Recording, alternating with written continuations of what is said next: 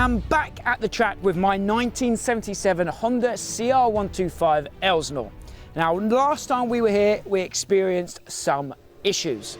The 1977 CR125 is an iconic and important machine from motocross history. So I bought this great looking example to make a video about its story, and it looked clean on the outside, but on the inside we found some problems. So before I could hit the track, we had some work to do.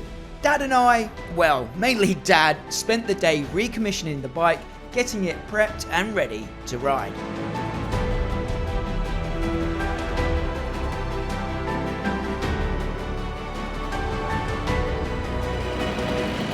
And we thought we had it sorted.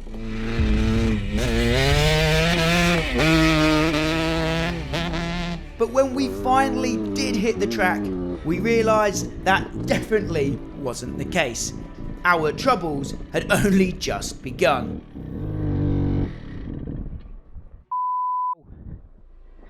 Stupid old bikes. Why do we do this to ourselves, Dad? I was forced to do the walk of shame, so we went back home to work out what the problem was. Now, we're pretty sure that it was a carb issue, so what we've done, we've searched online and Dad was actually able to find a spare carb, an original carb for one of these bikes. So we've ordered that in, it's arrived, but we fitted a new carb. I'm gonna hit the track today and hopefully, fingers crossed, that will solve our issues. If not, then it might be an electronic issue, or these old bikes run points and it might be as simple as swapping out the points. So we're about to find out. This is the moment of truth. Let's hit the track. Wish me luck.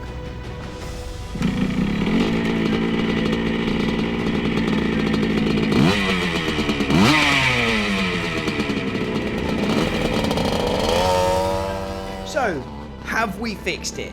Will I make it further than my last ride? Am I about to find out what the 77 Elsinore CR125 is truly capable of? Let's see.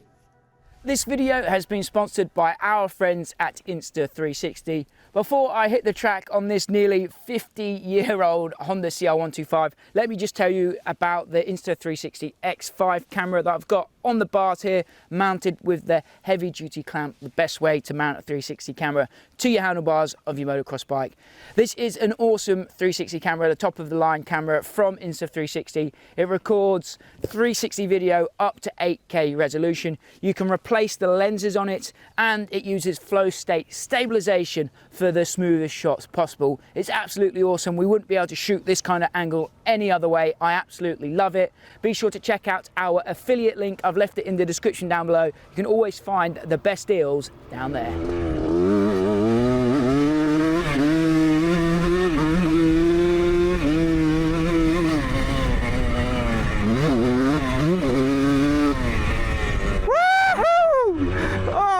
We're shredding the 1977 Elsinore, finally! Didn't think this day would ever come.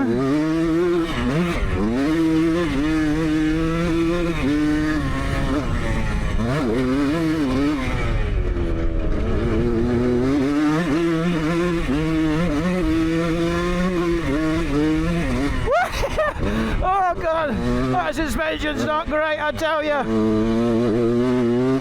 The bow bands, not very predictable, bit hit and miss.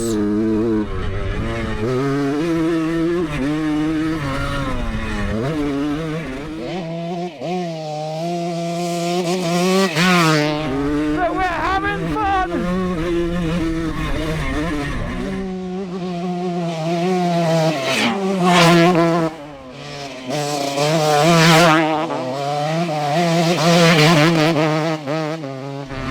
On the 125 that helped change the motocross world.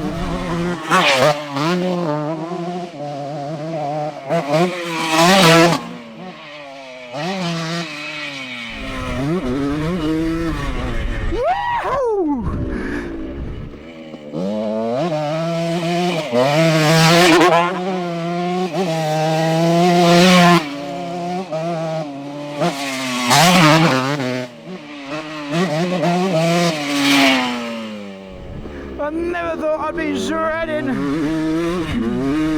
a bike the same age as the original Star Wars movie. Around our test track here. Work that gearbox.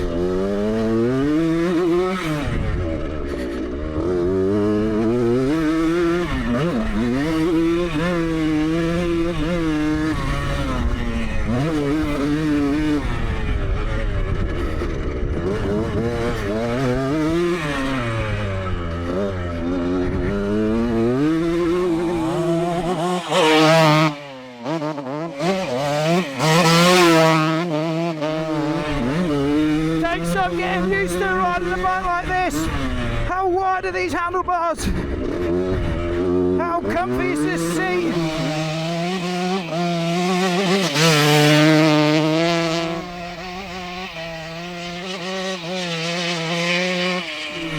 How small are the foot pegs?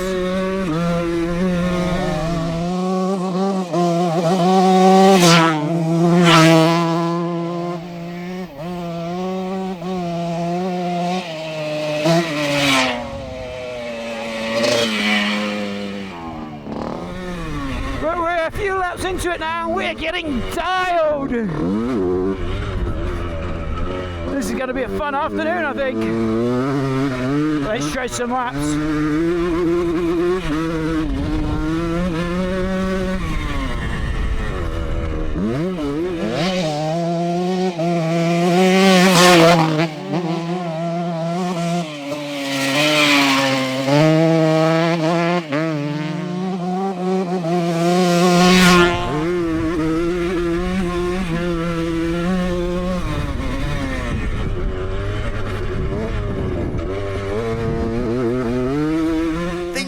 Good on the little 125. The old girl was singing and I was having loads of fun. But our problems weren't quite over yet, as we'll find out soon. Dad's worked some magic fun in that car.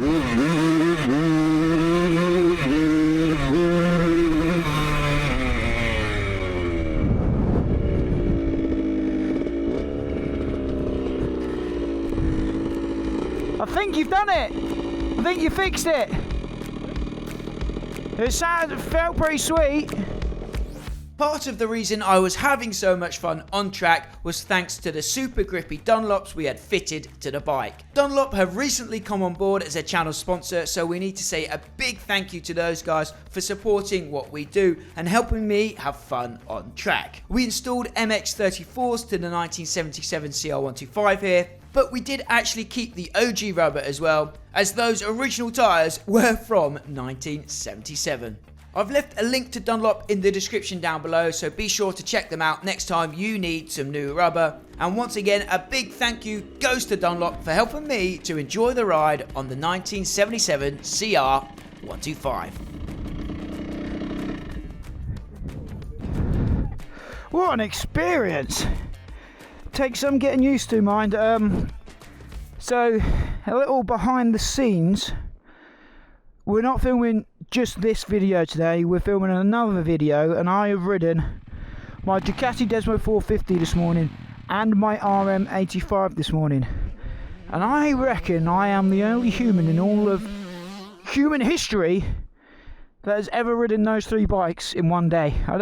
I'll eat my hat if someone else has done that. So comparing the Ducati Desmo 450 from 2026 to this thing is a little bit wild. It takes some getting used to, jumping back 50 years onto the Elsinore here. Like I said, the bars are so wide, the foot pegs are so skinny, the back brake and the gear shifter are tucked up right underneath the motor, and I ride with duck feet a little bit, and they're hard to find. The seat is so comfortable, but you can't scoot forward like you do on the modern bikes, because the seat ends here and then you got this big long tank, so it's a very different way of riding. But after only a few laps I was getting into it. I felt pretty confident out there, to be fair. The track is slippy and slidey and dry and dusty today, but That's what these things are built for, I think. When I think of Lake Elsinore, the conditions aren't too much different to this. The old Lake Elsinore Grand Prix. I used to ride around in the desert. And I think that's what this bike is built for. It felt actually pretty good in the turns there. My invoice is in the post for fixing it. Yeah, and Dad actually fixed it. Sean will be in absolute shock and disbelief on that. Yeah, actually, because it's not too fast. In the turns where it's slippy and sliding, there's holes and bumps. I don't feel like I'm getting out of shape at all and risking high siding like I was on the Desmo 450. This actually felt like I could hop and jump those bumps. The suspension obviously isn't great from what I'm used to. I'm trying to send the jumps and it's handling them okay. But you do feel it in the old wrists and the ankles when you case the tabletop here. I'm not discouraged about doing the jumps. I will keep trying to do the jumps. Sounds pretty good in the power band. The power band is a bit unpredictable of when it's going to hit and when it's not. You really got to work the gearbox. You've got to ride it like a 125, I tell you, not like these modern 125s, so you can kind of be a bit lazier. Back in the day, you really had to ride your bikes. I guess this is when you read the old reviews and they talk about power bands a lot and where bikes are strong and where they're not strong. Today, most bikes are pretty good all the way through, but back in 1977, there was obviously big discrepancies between the different brands and where their power came in, and I could see that on this for sure. What an experience. I never thought I'd ride a bike this old around this track, and it sounded pretty sweet when she's singing, right? What do you reckon, guys? Would you like to own this machine? As I said in the previous videos, we'd love to keep all the bikes that we feature on the channel, but we just don't have the space and need to sell them to generate the funds for the next project and the next video. So this bike will be up for sale at some point, and if you'd like to own it, drop me a message on Facebook at 999laser or on Instagram at 999laser. What a sweet little machine. The bike had really impressed me, but as I alluded to earlier, our problems weren't quite over yet.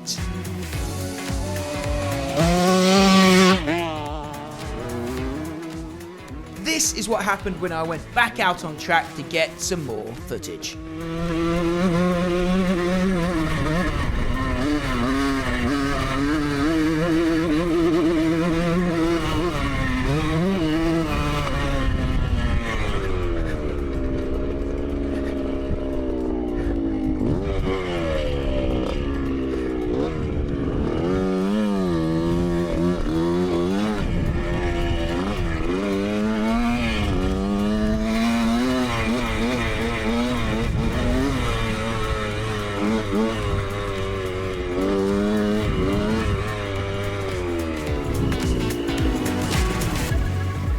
Something's happened to a back brake. Something's happened to my back brake.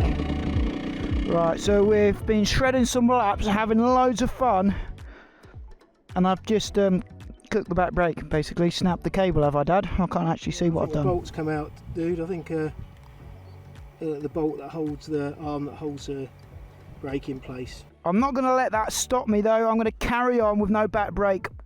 We don't think it will do any more damage. I'm just going to have to ride a little bit more with my head, but I'm going to still send it and get some more shots, so wish me luck. I was still able to ride without the rear brake, but using just an ancient old front drum brake wasn't the most enjoyable experience.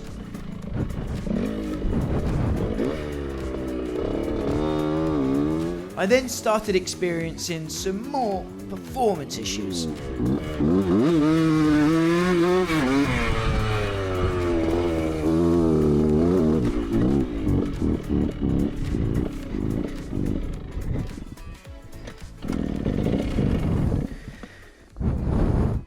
Maybe it's just gotten really hot now.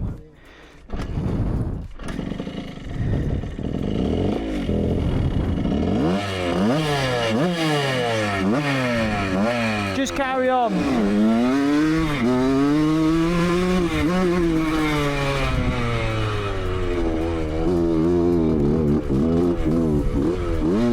The old girl wasn't running quite like she was earlier on in the day. but I was still able to nurse her around the track and get some more shots. But it was clear we still had some work to do.